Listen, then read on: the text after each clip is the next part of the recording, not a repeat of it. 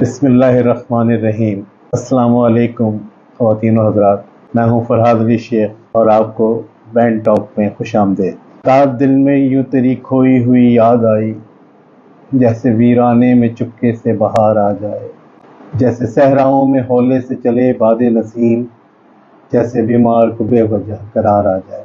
خواتین و حضرات، ایک چھوٹے سے واقعے سے شروعات کرتے ہیں کہ کچھ عرصہ ہوا عادل بادشاہ حکومت کرتا تھا، اس کے انصاف ہر جگہ مشہور تھا۔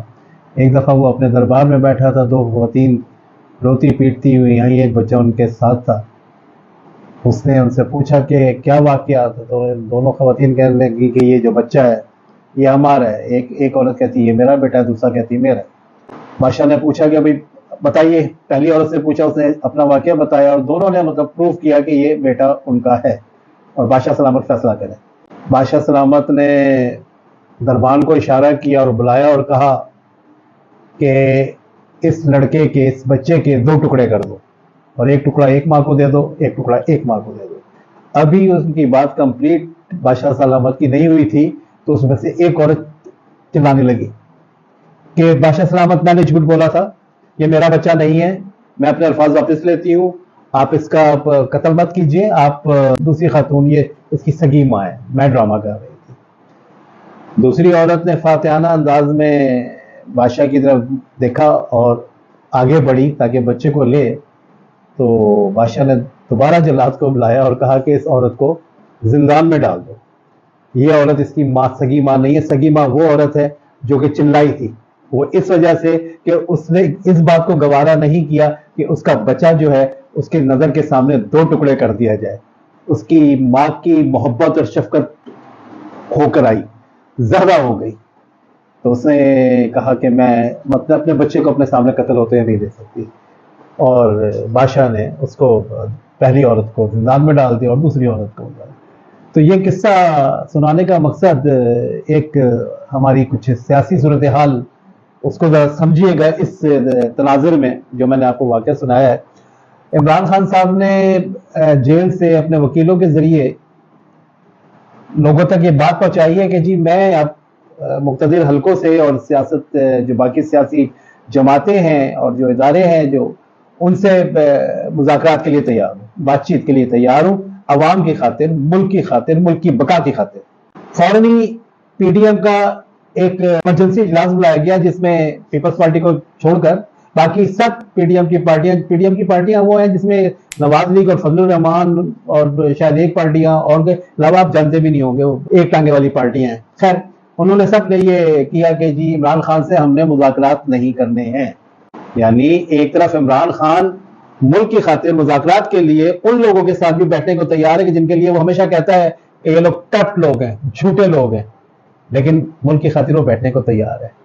اس وقت مہنگائی کا دور ہے، جس طرف دیکھیے آہو بکا پڑی ہوئی ہے، عوام سڑکوں پر آ گئی ہے، دھرنا جاری ہے، روڈ بلاک کر دی گئی ہے، بجلی کے بل جلائے جا رہے ہیں، ہنگر اسٹرائک ہو رہی ہے، لوگ املاک کو نقصان پہنچا رہے ہیں جو کہ نہیں کرنا چاہیے، لیکن اب اس میں وکلا بھی جو ہے اس احتجاج میں، کاروباری لوگ بھی وہ احتجاج میں آ گئے ہیں۔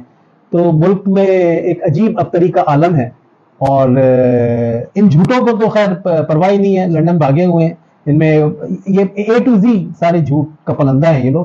اور اسحاق ڈار صاحب تو ان میں وہ فرماتے تھے کہ جی میں ابھی جہاز میں بیٹھا نہیں ہوں اور ڈالر نیچے آنا شروع ہو گیا، ابھی ڈالر 350 روپے سے اوپر ہو گیا۔ اور اسحاق ڈار نے جتنا بیڑا غرق ہماری معیشت کا ان 40 سالوں میں یا 30 سالوں میں کیا ہے، اللہ کی بنا کسی نے بھی نہیں کیا۔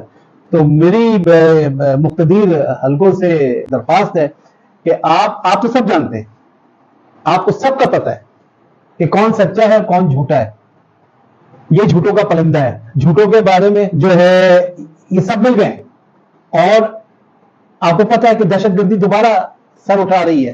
ہماری مسلح افواج کے نوجوانوں نے ملک کی خاطر، ملک کی بقا کی خاطر، اس دہشت گردی کو ختم کرنے کی خاطر کس قدر قربانیاں دی ہیں، اپنی جانوں کا نذرانہ دیا ہے۔ یہ صرف ان لوگوں کو پتہ چل سکتا ہے کہ جس کے گھر سے کوئی بیٹا، کوئی شوہر، کوئی بھائی شہید ہوتا ہے۔ ان لوگوں کو پرواہ نہیں ہے۔ تو جن لوگوں کو پرواہ ہے، جو سمجھتے ہیں، آپ سمجھتے ہیں، سوچئے، समझिए, जानिए। इमाम मालिक से एक हदीस रिवायत है कि आप सल्लल्लाहु अलैहि वसल्लम के पास एक सहाबी तशरीफ लाए और उन्होंने पूछा कि या रसूल अल्लाह, क्या एक मोमिन बुज़दिल हो सकता है? आपने जवाब दिया, हाँ बुज़दिल हो सकता है। साहबी ने दोबारा सवाल किया कि या रसूल अल्लाह, क्या मोमिन कंजूस हो सकता है?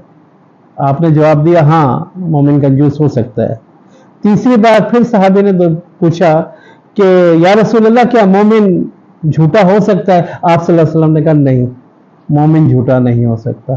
तो यहाँ तो ये पूरा झूठों का टोला है, और आपको सब पता है इन चीज़ों का कि ये कौन है, क्या है, कैसे हैं।